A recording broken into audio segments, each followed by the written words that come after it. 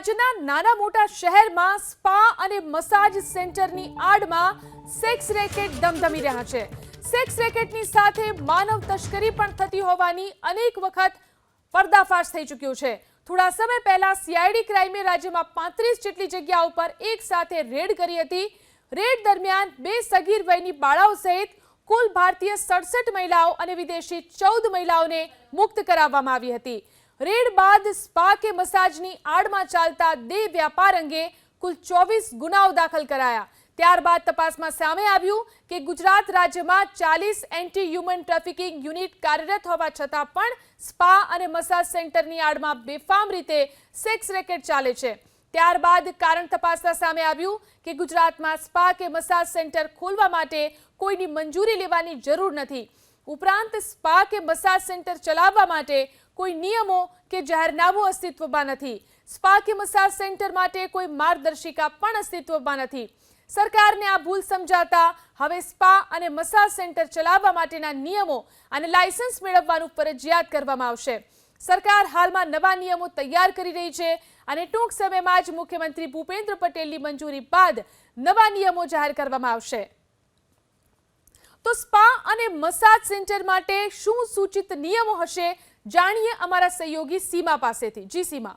જી ઝીલન, જે રીતે સ્પા અને મસાજ સેન્ટરને લઈને અનેક કાળા કામો થતા હોવાના પર્દાફાશ થયા છે અને ત્યારબાદ હવે સૂચિત નિયમો પણ કરવામાં આવ્યા છે કે સ્થાનિક આરોગ્ય વિભાગ પાસેથી હેલ્થ ટ્રેન્ડ લાયસન્સ ફરજિયાત મેળવવું પડશે। એટલે કે હવે જે પણ સ્પા કે મસાજ સેન્ટર ખોલવું હશે તેને લાયસન્સ લેવું પડશે। કર્મચારી પાસે અધિકૃત સંસ્થાની ડિગ્રી કે ડિપ્લોમાનું સર્ટિફિકેટ પણ જોઈશે। એટલે અત્યાર સુધી કોઈ ડિગ્રી નહોતી જોઈતી, પરંતુ હવે ફિઝિયોથેરાપી, એક્યુપ્રેશર અથવા તો વ્યવસાયિક સારવારનું સર્ટિફિકેટ પણ ફરજિયાત હશે। તે જ લોકો સ્પા અને મસાજ સેન્ટર ખોલી શકે તેવું સૂચિત નિયમ માટે સજેશન આપવામાં આવ્યું છે। સ્પા કે મસાજ સેન્ટર માટે ગૃહ વિભાગ એક પોર્ટલ પણ બનાવશે। એ ઉપરાંત પોર્ટલ પર માલિક અને કર્મચારીઓની ફોટો સાથે સંપૂર્ણ માહિતી પણ મૂકવામાં આવશે। શિફ્ટ મુજબ કર્મચારી કામ કરતા હોય તો તે મુજબની માહિતી પણ અપડેટ કરવી પડશે। એટલે કે પોર્ટલ પર તમામ માહિતી હશે। કોઈ પણ કર્મચારીની નિમણૂક પહેલા તેમના પર કોઈ ગુનો નથી તેવું પોલીસ ક્લિયરિંગ પણ રજૂ કરવું પડશે। સ્પા કે મસાજ સેન્ટરમાં નાઇટ વિઝન સીસીટીવી લગાવવા ફરજિયાત રહેશે। પ્રવેશ દ્વાર, બહાર નીકળવાના રસ્તે, કોમન રૂમ, સ્વાગત રૂમમાં સીસીટીવી લગાવવાના રહેશે। આ પણ ખૂબ મહત્વનું સૂચન કરાયું છે। સીસીટીવીનું રેકોર્ડિંગ ઓછામાં ઓછું 3 મહિના સુધી સાચવવું પડશે।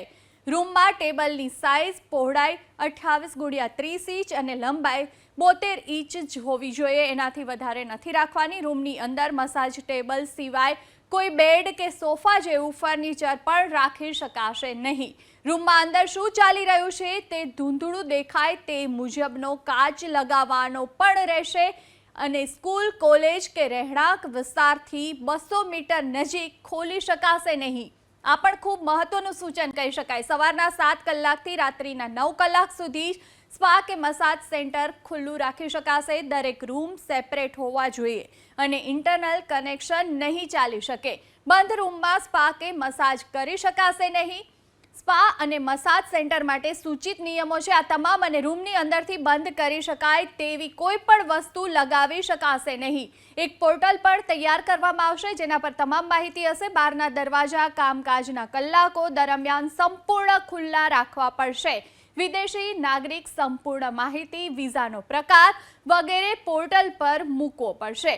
દરેક કર્મચારીનું ઓળખ કાર્ડ ફરજિયાત બનાવવું પડશે। એટલે સ્પા અને મસાજ સેન્ટરમાં કામ કરતા દરેક કર્મચારીનું ઓળખ કાર્ડ હશે। વિગતવાળું રજિસ્ટર ફરજિયાત મેન્ટેન કરવું પડશે। કર્મચારીને લઈને આ તમામ સૂચનો છે। કર્મચારીઓની ઉંમર 18 વર્ષથી ઉપરની ફરજિયાત કરવામાં આવશે। માલિશ કે મસાજના પ્રકારો અને તેના ચાર્જનું બોર્ડ પણ લગાવવું પડશે। મહિલાના યૌન ઉત્પીડન અધિનિયમ હેઠળ 10 કર્મચારીઓની એક કમિટીની રચના પણ કરવી પડશે। કમિટી સમક્ષ આવેલી ફરિયાદો અંગે સક્ષમ અધિકારીને રિપોર્ટ મોકલવાનો રહેશે। આ તમામ સૂચિત નિયમો છે તે હોઈ શકે છે અને ઝીલન, ત્યારબાદ હવે ભૂપેન્દ્ર આપણા જે મુખ્યમંત્રી છે તે આગળનો નિયમને કાયમી બનાવશે અને ત્યાર પછી ફરજિયાત પાલન પણ થશે।